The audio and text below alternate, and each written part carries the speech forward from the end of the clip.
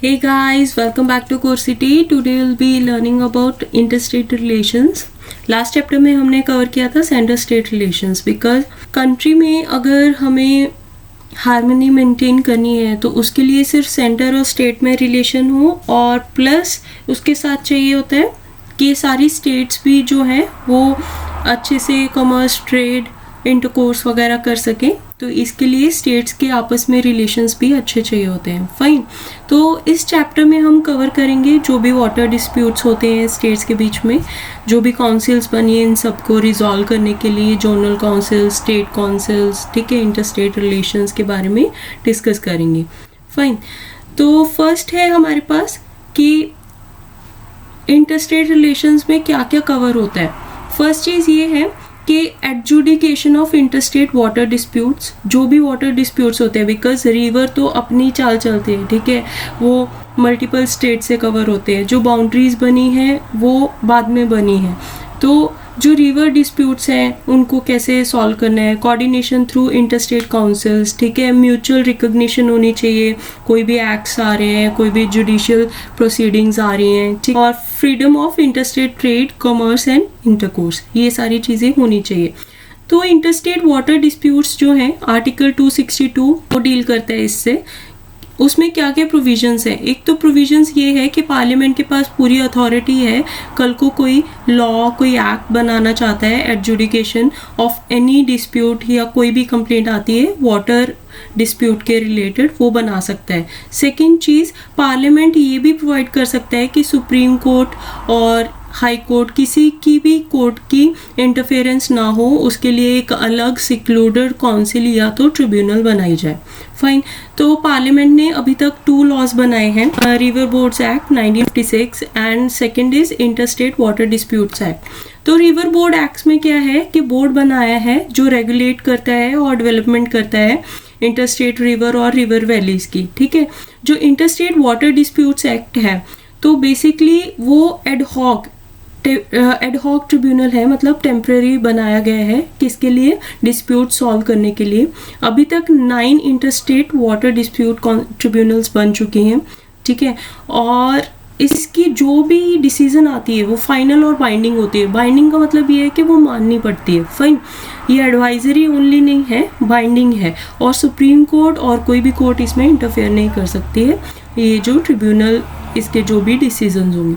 तो अभी तक जो भी ट्रिब्यूनल्स बनी हैं वो 9 ट्रिब्यूनल्स के नाम दिए हैं, ठीक है. तो इसमें जो कृष्णा वाटर डिस्प्यूट ट्रिब्यूनल है वो 2 बार बनी, एक बार 1969 में और एक बार 2004 में.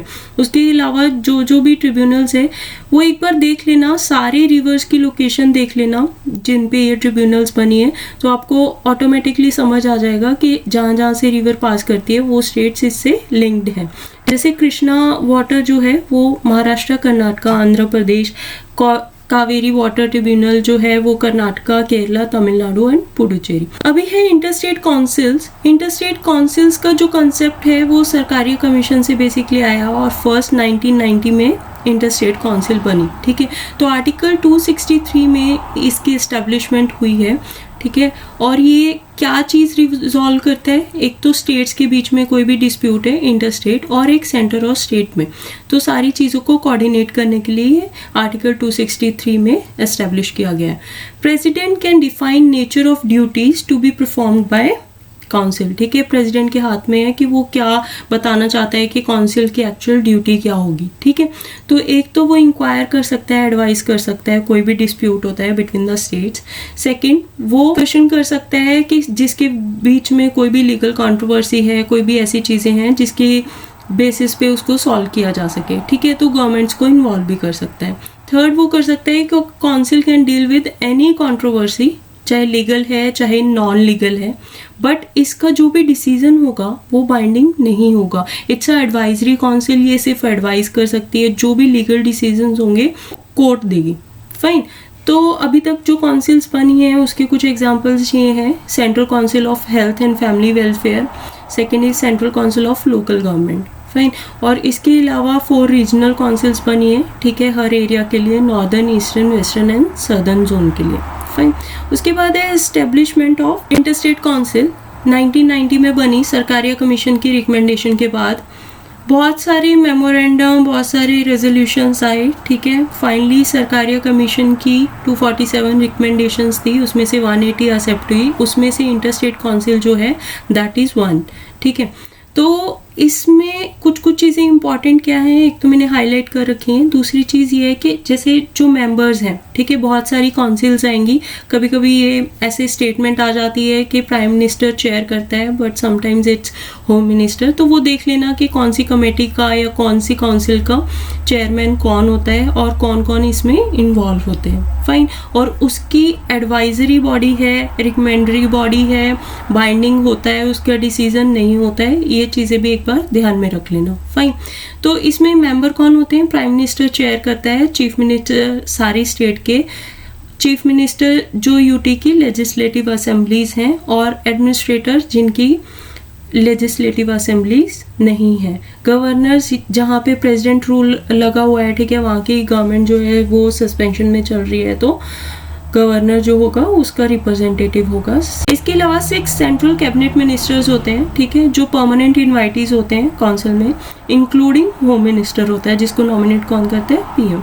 उसके बाद काउंसिल जो है वो रिकमेंडरी बॉडी है, रिकमेंड करती है कुछ कुछ डिसीजंस को, ठीक है, और 3 बार एटलीस्ट मिलना होता है साल में, 3 टाइम्स मिनिमम, ठीक है, इससे ज़्यादा भी मिल सकती है अगर कोई भी डिस्कशंस करने हैं। तो काउंसिल क्या क्या करती है, इन्वेस्टिगेट करती है, डिस्कस करती है सारे स्टेट सेंटर के कॉमन इंटरेस्ट पे, रिकमेंडेशंस बनाती है, ठीक है, कोई भी जनरल इंटरेस्ट का मैटर है उसको रिजॉल्व करती है। और इस सब को एडवाइस करने के लिए एक कमेटी बनती है, standing committee of the council, ये 1996 में फर्स्ट टाइम बनी, ठीक है, 6 इयर्स बाद। तो इसको जो हेड करते हैं दैट इज चेयरमैन कौन होता है, होम मिनिस्टर, और 5 यूनियन कैबिनेट मिनिस्टर्स होते हैं और 9 चीफ मिनिस्टर्स होते हैं। Interstate relations, trade, acts and record.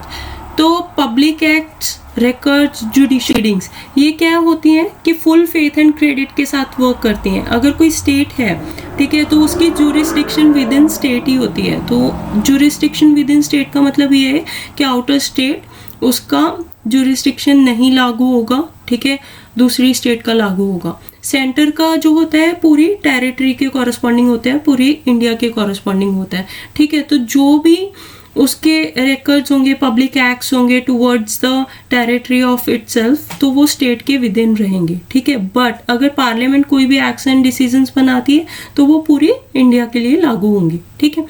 Laws of parliament to lay down mode of proof, वो सब जगह लागू होंगे, उसको रेफरेंस रख के वो अपने जगह पे प्रोसीडिंग्स कर सकते हैं, ठीक है। फाइनल जजमेंट्स, ऑर्डर्स जो सिविल कोर्ट के होते हैं, नॉट द क्रिमिनल कोर्ट, वो भी वो इम्प्लीमेंट कर सकते हैं इन देयर स्टेट, ठीक है। उसके बाद है इंटरस्टेट ट्रेड एंड कॉमर्स, ठीक है। तो ट्रेड, कॉमर्स, इंटरकोर्स, इनके मीनिंग क्या है। ट्रेड का मतलब ये होता है buying and selling of goods, ठीक है, जिसमें आप प्रॉफिट बनाते हो। कॉमर्स का मतलब ये है कि कोई भी गेन और प्रॉफिट नहीं, बेसिकली मूवमेंट करनी है थ्रू एनी वेज, कि ये चीज़ फिशरीज यहाँ कोस्टल रीजन्स में होती है, वहाँ से दूसरे एरिया में पहुँचानी है, राइस एंड व्हीट एक एरिया में होती है, वहाँ से बाकी जगह पे पहुँचानी है। इंटरकोर्स का मतलब ये है movement of goods from one place to another. ये कमर्शियल और नॉन कमर्शियल मूवमेंट्स होते हैं। कमर्शियल मतलब पैसा कमाने के लिए, नॉन कमर्शियल मतलब एनजीओ बेस्ड भी हो सकती है, ठीक है। आर्टिकल 301 टू 307 जो है वो पार्ट 13 में कॉन्स्टिट्यूशन में डील करता है interstate trade, commerce and intercourse से। तो with in the territory of India हम बोलते हैं फ्रीडम ऑफ ट्रेड है, ठीक है, but they can be limitations और एक्सेप्शंस, जैसे पब्लिक इंटरेस्ट को देखते हुए कभी कभी ऐसा होता है कि स्टेट में उस चीज़ की ऑलरेडी कमी चल रही है, but due to businessman want to earn more profit, तो वो दूसरी स्टेट्स में भेज रहा है जहाँ पे उसकी कॉस्ट हायर होके बिक रही है। तो in that case parliament can restrict obviously, ठीक है। तो बट अदरवाइज इस केस में कैसे है कि पार्लियामेंट ऐसा नहीं है कि टूवर्ड्स एक स्टेट डिस्क्रिमिनेट करेगा, ठीक है, नेशनलाइज लॉ लेवल पे ही लॉज और एक्ट्स बनेंगे। Legislature of a state can impose any tax on goods, या जो भी विद इन स्टेट है, ठीक है, और जो भी इंपोर्ट और एक्सपोर्ट की चीज़ें हैं और या फिर इंटर स्टेट ट्रेड की चीज़ें हैं उस पर पार्लियामेंट एक्शन करता है। Parliament can appoint an appropriate authority, appropriate authority भी बना सकता है कोई ट्रिब्यूनल, कोई काउंसिल, जिसमें उसको लगता है कि ये ट्रेड और बिजनेस जो है वो सही वे से, राइट वे से कैरी आउट होता रहे। जोनल काउंसिल्स जो है वो टोटल 5 है, ठीक है, northern, central, eastern, western and southern. एक बार देख लेना कि इसमें कौन कौन से एरियाज कवर होते हैं, but that is basic geography of India. एक बार देख लोगे तो पता लग जाएगा कि कौन कौन से स्टेट किस एरियाज में आते हैं, ठीक है। उसके बाद है मेंबर्स कौन कौन होते हैं जोनल काउंसिल के। ये स्टैट्यूटरी एडवाइजरी बॉडी है, ये नॉन कॉन्स्टिट्यूशनल बॉडी है, fine, establish by states reorganisation act of 1956, ठीक है, 5 जोन्स के लिए बनी है। इसको चेयरपर्सन कौन होता है इसका, और कौन कौन इसके मेंबर्स होते हैं। तो होम मिनिस्टर इसमें होते हैं, चीफ मिनिस्टर सारी स्टेट के, ठीक है, 2 अदर मिनिस्टर्स भी होते हैं हर स्टेट के, एडमिनिस्ट्रेटर्स होते हैं यूनियन टेरिटरीज के, ठीक है। और इसके साथ अलग से कौन कौन पर्सन जुड़े होते हैं, एक तो जो वोट नहीं कर सकते हैं मीटिंग में बट इसके साथ अटैच्ड हो सकते हैं, that is nominated persons bye planning commission, जो अभी क्या बन गया है, नीति आयोग बन गया है। Chief secretary of government of each state in zone, ठीक है, development commissioner of each zone. तो ये हो सकते हैं। जो होम मिनिस्टर है वो कॉमन रहता है, चेयरमैन रहते हैं टू ईच जोनल काउंसिल, ठीक है। चीफ मिनिस्टर वाइस चेयरमैन रहते हैं बाय रोटेशन, ठीक है, 1 साल के लिए एक चीफ मिनिस्टर उसको वाइस चेयरमैन रहेगा। उसके बाद ऑब्जेक्टिव क्या है, जोनल काउंसिल्स बनाई क्यों गई हैं। एक तो इंटीग्रेशन रहे, कंट्री की एक यूनिटरी पावर बनी रहे। दूसरी चीज़ सारे एरियाज की इक्विवेलेंट डेवलपमेंट हो सके, ग्रोथ हो सके, ठीक है। ऐसा ना हो कि राइट्स हो रहे हैं, सिविल राइट्स हो रहे हैं, ठीक है, लोगों की लिबर्टी इन्वेड हो रही है। ये सारी चीज़ों को हटाने के लिए तो रीऑर्गेनाइजेशन की वजह से कुछ लोगों में जो भी आक्रोश आता है, आफ्टर इफेक्ट्स को रिमूव करने के लिए, to enable centre state cooperation, ठीक है, और पॉलिटिकल इक्विलिब्रियम मेंटेन करने के लिए ये जोनल काउंसिल्स बनती हैं। इसके अलावा नॉर्थ ईस्टर्न एरिया को कवर करने के लिए 7 सिस्टर्स प्लस 1 ब्रदर, जिसको हम सिक्किम को बोलते हैं। तो 7 सिस्टर में हमारे पास है असम, मणिपुर, मिजोरम, अरुणाचल प्रदेश, नागालैंड एंड मेघालय, त्रिपुरा, ठीक है। ये जो स्टेट्स हैं इनके लिए नॉर्थ ईस्टर्न काउंसिल्स बनी हैं because this is a hilly region. उसको अच्छे से मैनेज करने के लिए उस एरिया को, उस पॉपुलेशन को, ट्राइबल कल्चर को एंड लैंग्वेजेस को, तो उसके लिए ये सेपरेट एक्ट्स और सेपरेट काउंसिल बनाई गई है, ठीक है। इसके अलावा आर्टिकल्स हैं, ये एक बार रीड आउट कर लेना। एक 301 जो आर्टिकल है, freedom of trade, commerce and intercourse, ये इंपॉर्टेंट है। और ये वाला जो कॉन्सेप्ट है हमने 301 का आर्टिकल का कॉन्सेप्ट, ये हमने ऑस्ट्रेलिया के कॉन्स्टिट्यूशन से लिया है। That's all for this lecture. Subscribe to Coursity and stay tuned. Bye.